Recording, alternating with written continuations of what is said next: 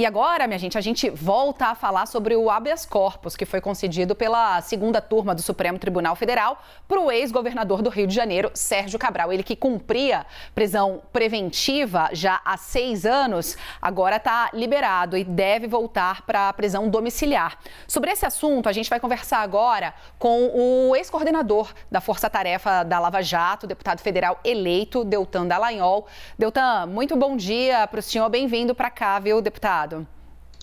Bom dia, Stephanie. Eu agradeço a oportunidade de estar aqui com vocês. Bom dia a todos os ouvintes e telespectadores da CNN.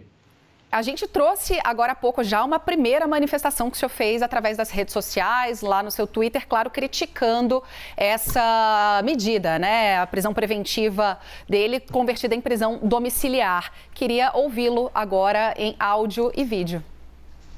Legal, Stephanie. A gente pode analisar essa soltura do Sérgio Cabral a partir de 3 perspectivas. Uma é a perspectiva jurídica, da letra da lei, se cabia ou não a prisão preventiva. A segunda perspectiva é de justiça material, é se o judiciário está entregando a justiça que a sociedade espera que ele entregue. E a terceira perspectiva é qual é a mensagem que essa soltura do último preso da Lava Jato está passando para a sociedade. A gente pode conversar sobre as 3, eu vou seguir, evidentemente, eu vou seguir do modo como você me guiar, tá? Mas vamos começar, minha sugestão é de começar pela primeira, se você concordar, Stephanie, a gente analisar essa soltura pela letra fria da lei. Veja que Sérgio Cabral estava submetido a uma série de processos, a coisa de 20 processos que condenaram ele a mais de 400 anos de prisão. Agora, essa prisão a qual ele estava submetido não era uma prisão decorrente do fim dos julgamentos.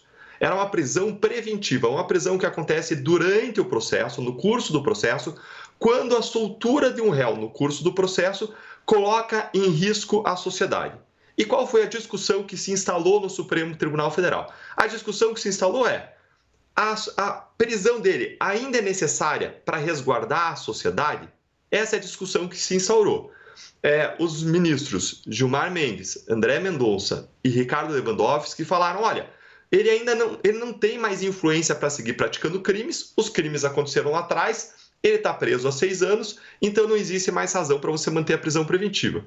Os ministros que restaram vencidos, Edson Fachin e Nunes Marques, falaram: ainda existem sim razões para manter ele preso. Olha para a gravidade dos crimes praticados, olha para a influência que ele teve e ainda pode ter na prática de crimes.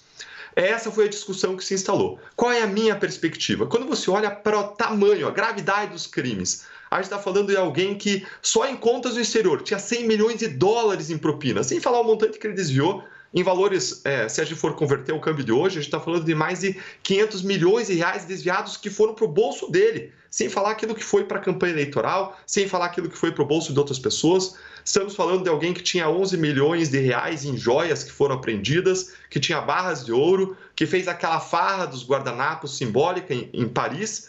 E mais, alguém que ainda tinha influência hoje, demonstrada nas eleições, por meio do filho dele, que foi candidato pelo MDB, alcançando aí 23 mil votos, demonstrada ainda pelo fato de que ele foi encontrado neste ano no presídio com uma série de regalias, Stephanie. E eu até anotei aqui, ele tinha café importado, biscoitos finos, delivery, enxoval. Encontraram perto do lugar dele ali 4 mil reais em dinheiro vivo. Na geladeira tinha pratos de restaurantes com saladas e carnes nobres, não usava uniforme, estava usando roupas de grife.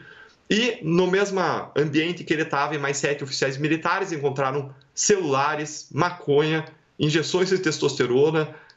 Tinha uma anotação lá numa caderninho de que eles gastaram só no final de semana R$ 1.200 com gastos em restaurantes. Ou seja, alguém que tem influência a ponto de subverter as regras de um presídio em benefício próprio, porque é claro que tudo isso que eu estou falando violava todas as regras do presídio. Então, essa é a primeira perspectiva jurídica, na letra da lei. Ele devia ficar preso ou não? Na minha perspectiva, deveria sim.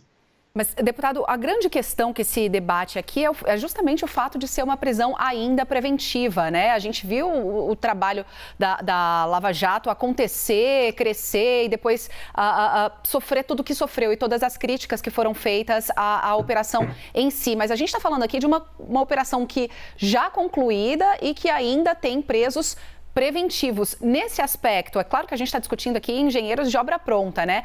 O judiciário não falha quando ainda não foi capaz de julgar esses crimes ou é porque as investigações ainda estão em andamento? Eu queria que o senhor explicasse um pouquinho melhor o que está acontecendo. Stephanie, esse é um ponto fulcral. Essa é a segunda perspectiva da justiça. O judiciário falha. A gente tem um dos judiciários mais caros do mundo e que não entrega. Esses processos contra ele já deviam estar encerrados.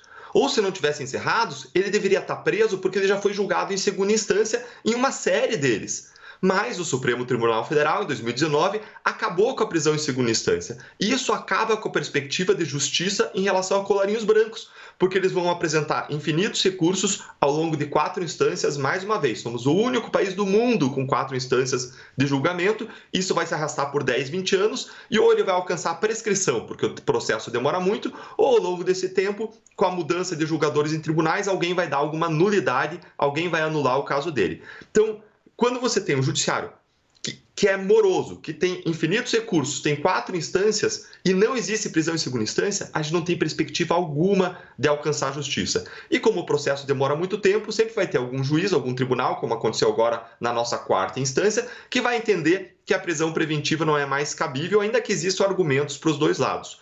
A gente precisa perceber, voltando para a questão da prisão preventiva, que toda prisão tem um efeito incapacitante em relação à prática de novos crimes. Vamos dizer que a gente pega um serial killer. Ele praticou 100 crimes seriais, matou uma pessoa depois da outra ao longo de anos e a gente descobre quem é ele. A gente prende ele.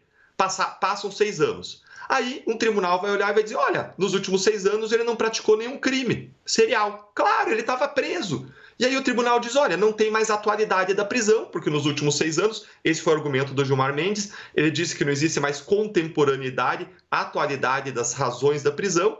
E aí esse tribunal olha para o serial killer e vai dizer, bom, veja só, ele nos últimos 6 anos preso, ele não matou ninguém, então vamos soltar, enquanto o processo não acaba. E aí você expõe a sociedade a um imenso risco. É isso que nós estamos fazendo em relação a Sérgio Cabral, que tem influência, pode ter compromissos de pagamentos de propina pendente, que tinha uma série de regalias que só se explicam quando você tem dinheiro em espécie, que é fruto da propina, que ele não devolveu para os cofres públicos. Para mim isso é evidente. A soltura dele representa sim e continua a representar o risco para a sociedade e, além disso, como você bem pontuou, existe uma questão de justiça mais profunda, de injustiça do nosso sistema que a gente precisa enfrentar. E, deputado, eu queria ouvir também o senhor a respeito de que imagem, né? Como isso talvez até ajude a desgastar ainda mais a imagem da Operação Lava Jato em si. Então, a minha perspectiva é que isso não desgasta a imagem da Lava Jato. Isso desgasta a imagem da resposta do sistema aos crimes praticados, especialmente a resposta dada pelas instâncias superiores do judiciário.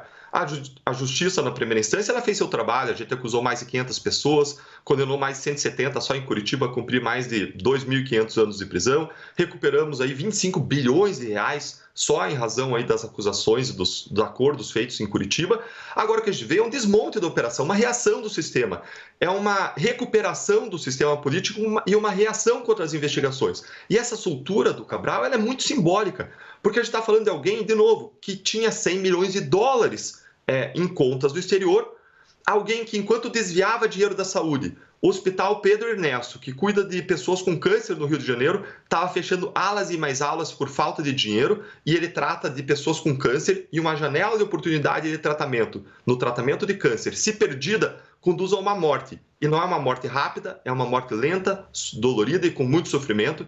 A gente está falando de uma gestão que desviou, com a participação dessa gestão, mais de 4 bilhões de reais da Secretaria de Infraestrutura, enquanto aconteciam aqueles desabamentos e mortes na região serrana do Rio de Janeiro, e curiosamente eles chamavam de taxa, ironicamente, chamavam de taxa de oxigênio, a propina que era paga nesses desvios de 4 bilhões de reais, enquanto as pessoas estavam morrendo soterradas por falta de oxigênio. Então a gente tem um caso extremamente simbólico para ser o último preso da Lava Jato sendo solto, dos mais de 300 presos, enquanto o sistema está reagindo e está perseguindo quem combateu a corrupção, com procedimentos no Tribunal de Contas, com julgamentos de ações, o sistema está reagindo.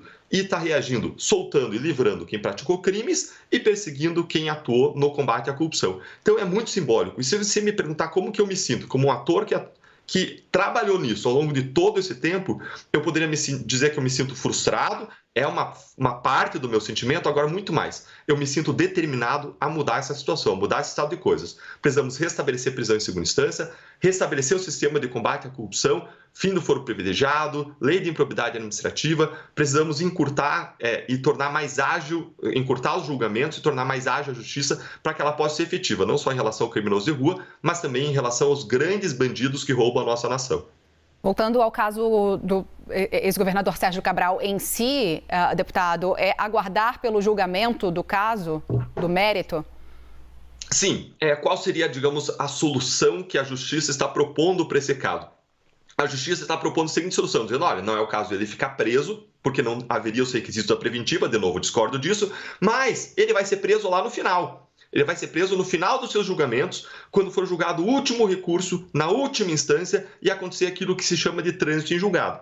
Mas no Brasil, o que a gente tem descoberto é que o trânsito em julgado é como a linha do horizonte. Quanto mais você caminha, mais distante ela fica. Você nunca chega ao trânsito em julgado quando é um caso de réu de colarinho branco que estende o seu julgamento por 20 anos com infinitos recursos. Basta lembrar do caso, por exemplo, do ex-senador Luiz Estevão.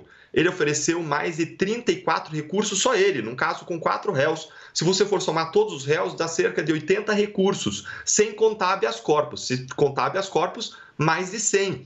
E o caso dele, que aconteceu na década de 90, estava sendo julgado em 2016 e ele não estava preso. Só foi preso porque o Supremo permitiu, naquela época, a prisão em segunda instância. Quando acaba com a prisão em segunda instância, de novo em 2019, você gera um incentivo para que eles recorram sem fim, para postergar, buscando a prescrição, que é a derrubada dos crimes e das penas, porque um processo demorou muito tempo na justiça, ou a anulação dos casos com a mudança de entendimento dos tribunais. Aliás, isso aconteceu agora mesmo, num dos casos do Sérgio Cabral. Ele entrou com 2 habeas corpus no Supremo. Numa das decisões, ele está sendo solto, e na outra, em paralelo, uma das ações contra Cabral está sendo anulada. Qual é a razão da anulação? É porque a Lava Jato errou em algum ponto? Não, não é. É porque o Supremo está mudando o entendimento sobre qual é a justiça que deve julgar os casos. E está tirando da Justiça Federal de Curitiba os casos, dizendo que ela não seria competente. Então, se mudam as regras com o passar do tempo e se livram os grandes bandidos que roubam a nossa nação. Muito bem, nós conversamos aqui com o ex-coordenador da Força Tarefa da Lava Jato, deputado federal eleito, Deltan Dallagnol. Deputado, um ótimo trabalho para o senhor lá no Congresso a partir do ano que vem. Obrigado, Stephanie. Vamos ter muito trabalho por lá e a nossa força de parlamentares para mudar a realidade é a força que vem da sociedade, é a força que vem dos ouvintes, dos telespectadores e vocês. Então eu queria convidar vocês a me ajudar e a me seguir no Instagram, nas nossas páginas, para que a gente possa coordenar esforços para a mudança dessa realidade. Stephanie, mais uma vez, muito obrigado. Grande abraço a você e toda a equipe da CNN tem feito um belíssimo trabalho. Ótimo fim de semana, deputado.